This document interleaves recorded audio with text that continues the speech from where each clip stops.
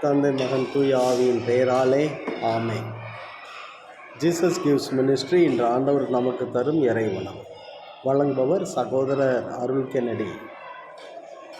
இந்த நாளில் மார்க்குவின் புத்தகம் 10வது அதிகாரம் 46 முதல் 52 வரை.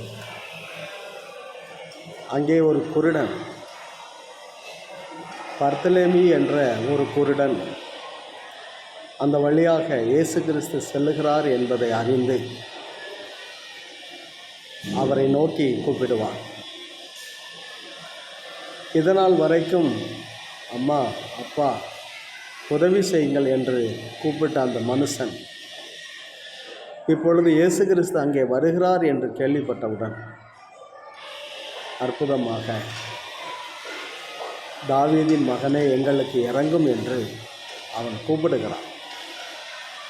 நீர் கூப்பிடும் சத்தத்துக்கு உருக்கமாக இறங்கி பதில் சொல்லுகிற தேவனாகிய கர்த்தர் என்று 30:19 ஏசாயாவில் ஆண்டவர் வாக்குத்தத்தம் சொல்லியிருப்பார்.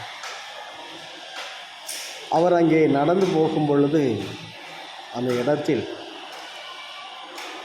அந்த குருடன் கூப்பிடுவான், ஆண்டவரே, தாவீதின் மகனே இறங்கும் என்று. ஆண்டவருக்கு பிரியமானவர்களே, நாம் இந்த நேரத்தில் சிந்திக்க வேண்டிய ஒரு செய்தி என்ன அப்படின்னா, கூட இருக்கிற ஜனங்கள் எல்லாம் கூப்பிடாத கூப்பிடாத என்று அதட்டுவார்கள்.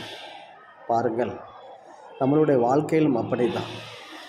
ஆண்டவரை நம்ம கூப்பிடும் பொழுது ஒரு பக்கம் கடன் பிரச்சனைகள் நம்மை தடுக்கும், வியாதி நம்மை தடுக்கும், பிள்ளைகளுடைய எதிர்காலம் அவர்களுக்கு அமைக்க முடியவில்லையே என்ற மனவேதனை நமக்கு தடுக்கும், வீடு கட்டி முடியாத சூழ்நிலைகள், அந்த வருத்தங்கள் நம்மளை தடுக்கும். இப்படி பல்வேறு விதமான நெருக்கங்கள் எல்லாம் அவரை நாம் கூப்பிட முடியாமல் தடுக்கும்.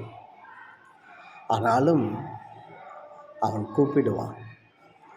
எனக்கு உதவி எங்கேருந்து வரும்? நான் ஆராதிக்கிற ஆண்டவரிடமிருந்து வரும் என்று சங்கீதம் 121:1-2 சொன்னது போல, இதோ அந்த பர்த்தலேமி கூப்பிடுகிறான். நான் கண் தெரியாதவன், எனக்கு வழி தெரியவில்லை, எனக்கு யார் உதவி செய்வார் என்று தெரியவில்லை, என் மகனுக்கு யார் வேலை வாங்கி கொடுப்பார் தெரியவில்லை, என் பிள்ளை எப்பொழுது அவனுக்கு குழந்தை பிறக்கும் என்பது தெரியவில்லை, என் வீடு எப்போ கட்டி முடிக்க முடியும் தெரியவில்லை, எனக்கு எப்பொழுது வேலை கிடைக்கும் தெரியவில்லை. இப்படி தெரியாத நிலையில் குருடனாக பர்த்தலேமி போல நம்ம கர்த்தரை நோக்கி கூப்பிட்டு கொண்டே இருக்கிறோம். ஆண்டவரை கூப்பிடுறோம். கூப்பிட்ட சத்தத்தின் நிமித்தம் கர்த்தர் அவனை கூப்பிடுங்கள் என்று நின்று அவனை அழைத்தார். அவனும் ஆண்டவருடைய பாதத்துக்கு வந்தான். ஆண்டவரை நோக்கி பார்த்தான். இதை என்னால் செய்ய முடியுமா, என்னை விசுவசிக்கிறாயா என்று கேட்டார். நான் விசுவசிக்கிறேன் ஆண்டவரே என்று சொன்னான். ஆண்டவருக்கு பிரியமானவர்களே, அந்த நேரம் அவன் சுகமானான். அதே போலதான் நாம் ஆண்டவரை கூப்பிட்டு விட்டு விடாமல் தொடர்ந்து கூப்பிடும் பொழுது, நாம் விசுவாசத்தோடு கூப்பிடும் பொழுது நம்மளுடைய துக்கங்கள் மறைந்து போகும்.